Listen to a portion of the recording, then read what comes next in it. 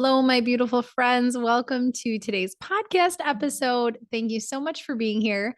And I know today is pretty specific. So I'm assuming that if you clicked on this episode, that you are probably either pregnant and looking forward to hopefully breastfeeding, or are in the midst of breastfeeding right now, or maybe in an in-between season where you have previously, but we're just interested. I know that this isn't going to apply to everybody, but probably if you clicked play already, it applies to you. So I don't know if you're a newer listener here or if you've been here a while, but I personally have breastfed 3 babies so far, and I am due here early December and anticipating breastfeeding my 4th. So I'm coming at this with not only my own knowledge and research around breastfeeding and fat loss and workouts and fat loss and postpartum, all that. I have my prenatal and postnatal specialist certification for training. So a little bit above and beyond just the generic training, all that. Obviously, I've been through it firsthand, walked this road with a lot of clients. And I want to just say, first and foremost, that everybody is very different. There is no one size fits all in anything pregnancy, anything postpartum. Breastfeeding is no exception. I just want to share with you some basics and what I think can pretty much be considered not standards. What's the word? Generalizations for most of us. Okay. So that maybe if, especially this is your first pregnancy or your first baby that you're currently breastfeeding, that you feel like, okay, so this can be expected, or this is sometimes typical so for example, when I had my first, all I had heard of breastfeeding was, breastfeeding makes the fat fly off. Like, oh yeah, you've got to breastfeed. That's how you lose the baby weight. And then anyone I knew who struggled to lose baby weight, it was because they didn't breastfeed. Now, sometimes that's the case. Okay. Sometimes people do experience rapid fat loss and they attribute it to breastfeeding. It's really a hard thing to pinpoint because, like, is it genetics? Is it just is it the baby number, right? I lost my baby weight way faster with the first than I did with the third. I anticipate the fourth to be the slowest of all of it because of so many other factors, like that I'm going to be 32 when I have this fourth baby versus being 26 when I had my first baby. And obviously that's not even that huge span of time.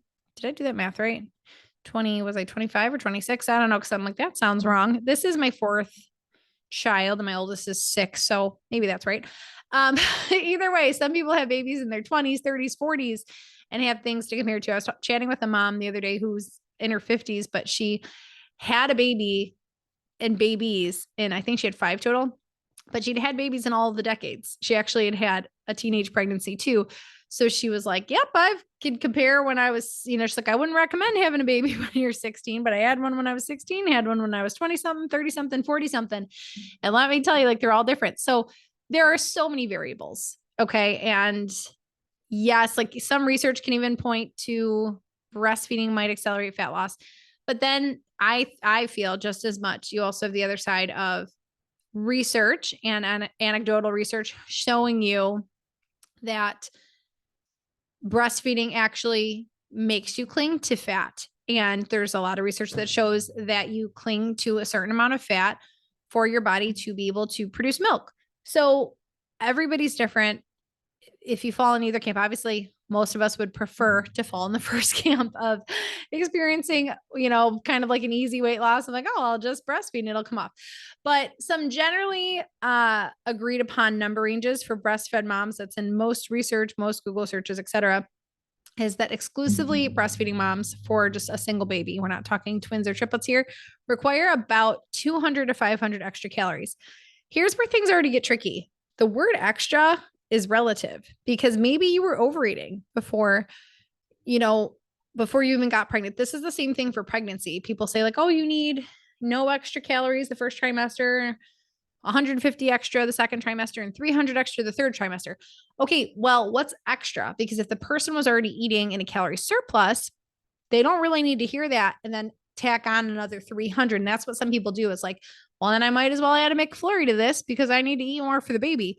When really they were already overeating, to begin with. So here too, extra is a relative term. So I personally do not even suggest, promote, advertise, or practice myself trying to adhere to a certain amount of calories.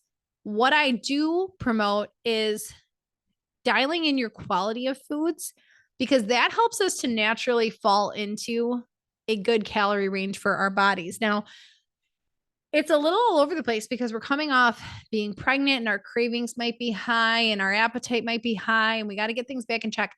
So if we kind of settle into worrying more about quality, about making sure our meals are rounded out with carbs, fat, and protein, making sure we're getting in 3 to 5 servings of vegetables a day, this is going to be a lot easier for us to kind of routinize and keep the same day to day, versus like our calories are going to sway a little bit based on baby's needs. Like we've all been there. If this is not your first rodeo, where you have cluster feedings and you feel like you've literally been feeding the baby all day or all night and you're starving, right? But then to think, well, I only need 300 extra calories, like it's all relative. So worry about the quality of food. Make sure you're eating nutrient dense foods.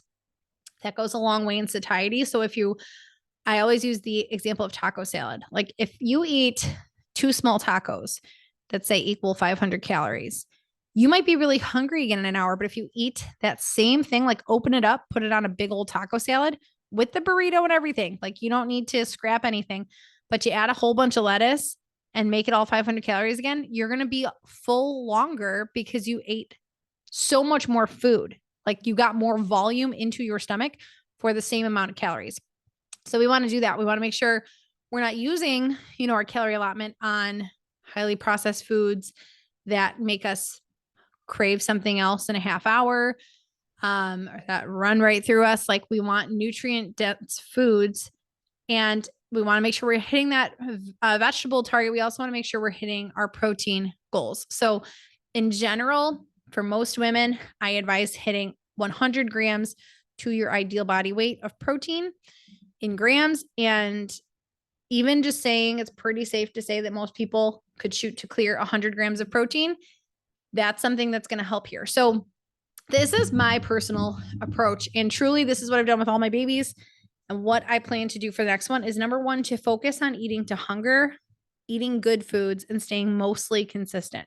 So I talked about there being a little variety day to day. That's going to be normal, but I'm going to try to make sure that what I'm eating is 80% whole clean foods, 20% treats, which is the same thing I say to anybody not pregnant or not breastfeeding, making sure I'm prioritizing like sweet potatoes over refined carbs when I'm looking at what my carbs are, that I'm prioritizing healthy fats rather than saturated and trans fats. Like that's what I want to be doing. So that's first and foremost. Then number two, I do this through tracking and balancing what I'm eating, hitting other targets like protein and veg, etc.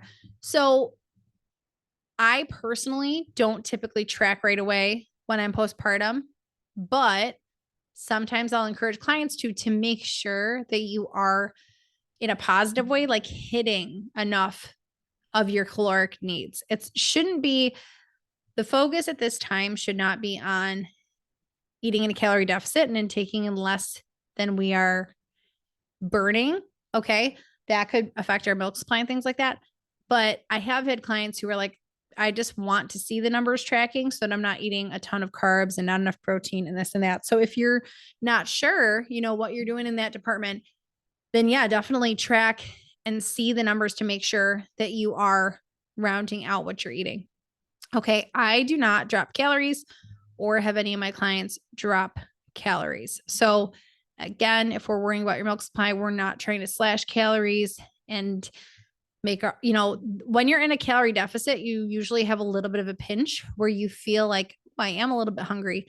I don't want you to be a little bit hungry when you're breastfeeding. The goal is to be producing milk for another human. It's not, and we can have that simultaneous goal of also wanting to get leaner, also wanting to lose our baby weight. But if you're trying to sustain a life for another human, that's going to trump getting to your pre-baby weight or what you ideally want now, in a fast manner. It's not saying you can never get there, but it is true that most research says you hold on to 5 to 10 pounds, as is the range of what you hold on to, an extra 5 to 10 pounds while producing milk. And that's still a range because some people who were like borderline too thin before might hold on to more body fat. And those of us, who had some body fat to give might end up being a smaller size than we were before we were pregnant, right? So that is truly my approach. I would never tell you anything that I don't do myself. And I don't cut calories. I don't start tracking the day I have the baby. I'm not on this race to get to the scale because at this point, I've gotten comfortable knowing that there are certain markers that just seem to be more natural. I've done a couple other postpartum exercise episodes, so you can go check those out. But I've shared before that for me, that month, like 0 to 6 months, is like I'll just lose the weight that pretty much like the baby weighed, and I'll naturally drop that whatever first 10 pounds or something when I come home from the hospital. I'll weigh myself then, and I'm like, okay, I'm down something. But then I don't expect to see much more until about 9 months. Now, what this coincides with for me is my baby usually picking up on eating a lot more solids. So that's something to look forward to and to hopefully be encouraged by. Like, this is not a forever thing. I know a lot of us, though, are like pregnant, breastfeeding.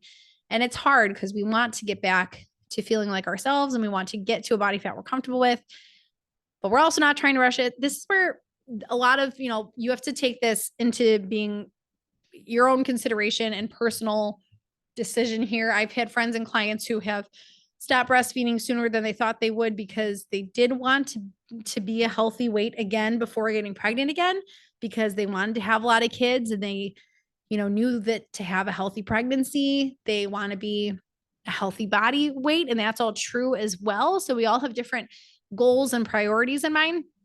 Just know that it's not maybe the news you want to hear, but it's been true for me in my last 3 pregnancies that before 9 months feels a little bit more of an uphill battle besides what naturally comes off. And then 9 to 12 months starts feeling like, okay, I feel a little bit more myself. And then I personally have weaned each kid right around 11 to 12 months, 11 to 13 months. I think the first one I went to like 13 months with.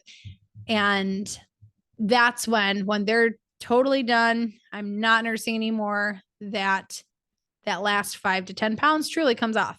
So it's like exactly with what research and data shows has been the case for me. So it's tough to sit in that sometimes. I know I get like that at like 6 months, which for me this time, I'm due in December.